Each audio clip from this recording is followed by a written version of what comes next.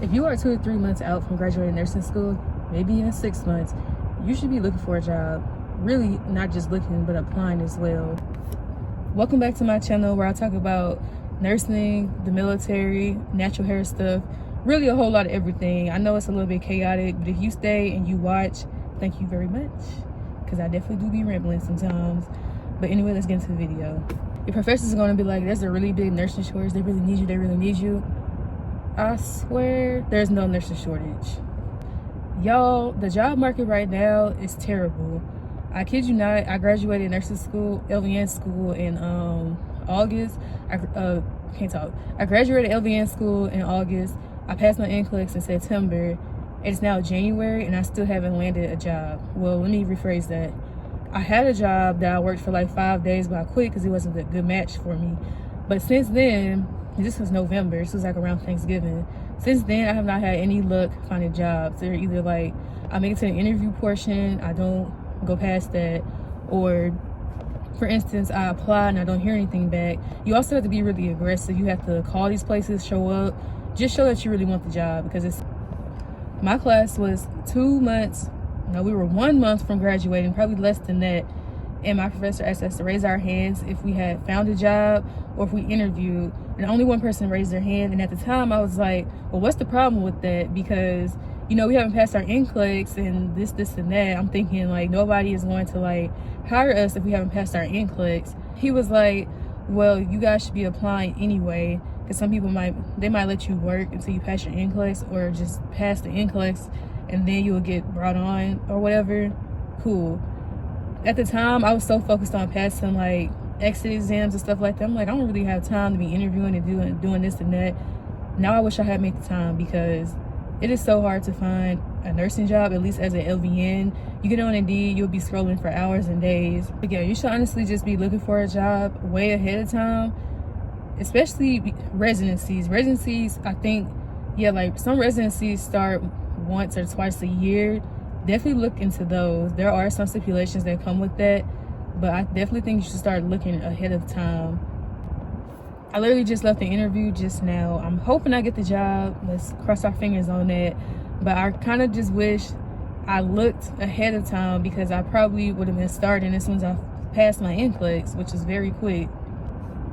I literally was one of those people that thought, well, they need nurses anyway, so whenever I do decide to apply, I'm going to get hired very easily, and that's definitely not the case. Granted, I am an LVN. It might be a little bit saturated in this area.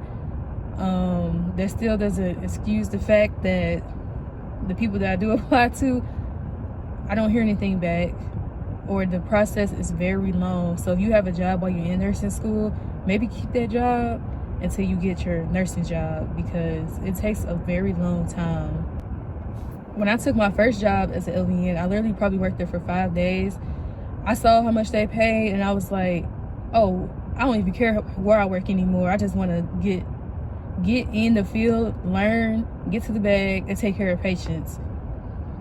That mentality, I feel like, will get you in court really quick, especially if you're just looking at the money side. I fit that, but I also had the mentality like, okay, well, they are paying the nurses what they're worth. Because if you worked in like a retirement home, nursing home, assisted living, you know, like the patient load can be a lot. And I feel like a lot of nurses, especially CNAs too, I feel like we all underpaid. So I feel like, okay, well, maybe they just paying us what we worth. No. You get into the facility and it's not at all what you expect. When we did clinicals, I feel like they made sure we went to like quality environments so we could see like, okay, well, this is what we should expect at other facilities. Like my school did a good job with that. So when I got into the real field, I was like, yeah, my teacher told me to look out for X, Y, and Z, and y'all got X, Y, and Z, so I got to get on out of here. And definitely don't stay anywhere where you feel like you're not progressing, you're not learning. Especially don't stay anywhere where you feel like your license is in jeopardy. Don't do that, because at the end of the day, if state come in and something is going on in that facility, you finna be in handcuffs with the rest of the people in there, and that facility is not going to care. They're going to throw you under the bus and going to say, well. So definitely watch out for stuff like that, but that's not the point of this video. Find you a job before you graduate. Also, try to like compare starting rates between places, because you definitely don't want to get underpaid. But there's some stuff I saw, like for instance, a job here that started at $20 an hour, then there was another one that started at like $30 an hour, and I was like, okay, would I rather take the 20 or the 30, right? That's common sense. But at the same time, this $20 place, they might have different benefits and whatever the case is, and this place just might be, oh, we pay $30 an hour, but you gotta do this, this, and that. Basically overworking yourself. Don't let them burn you out.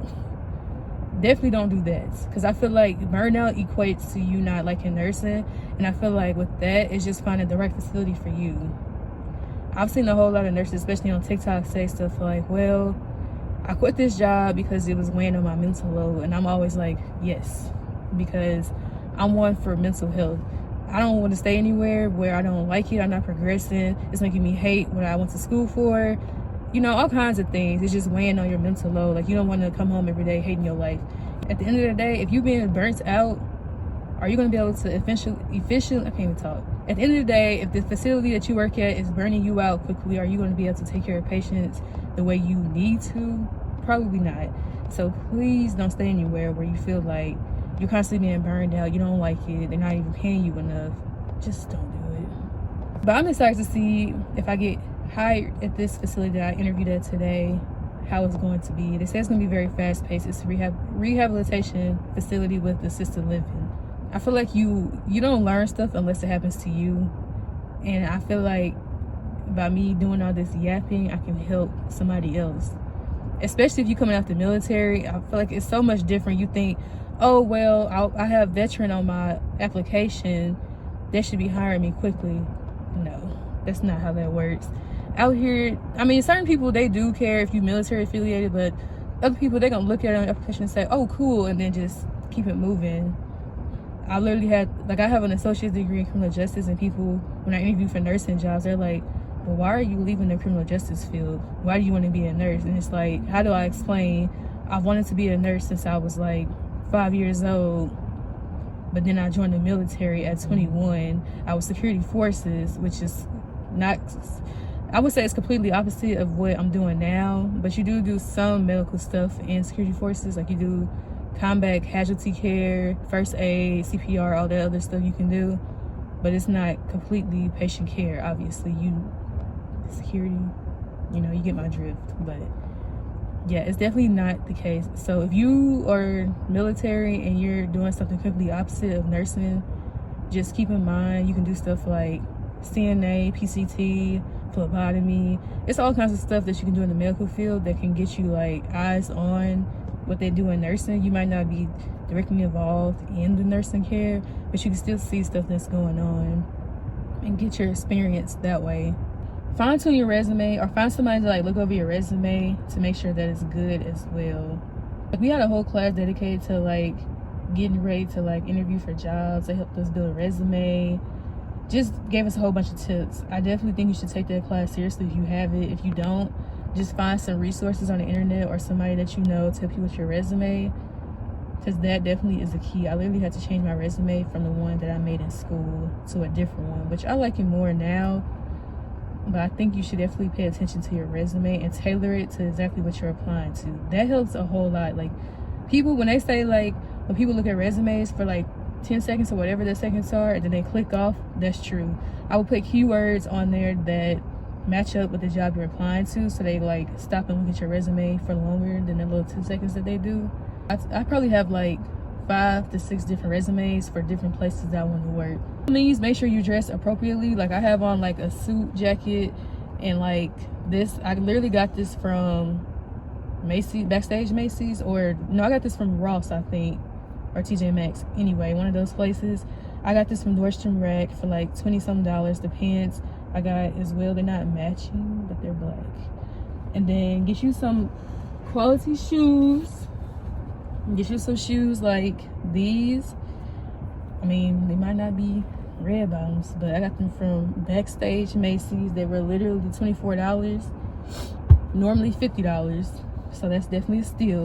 Get your outfit like this. I've literally gotten compliments every single time I went to my interview. Yes, I wear the same thing. I probably have a black shirt like this too, but I really like this. because it gives it like, I don't know, it gives it variety. It's not just all black. But literally make sure you're dressed to impress. I mean, I know it probably sounds silly, but they definitely look at your appearance, whether or not you like are dressed like you taking this serious. Basically, they look to see if you're taking this serious. If you go in there looking any kind of way, they can be like, well, they don't really want a job.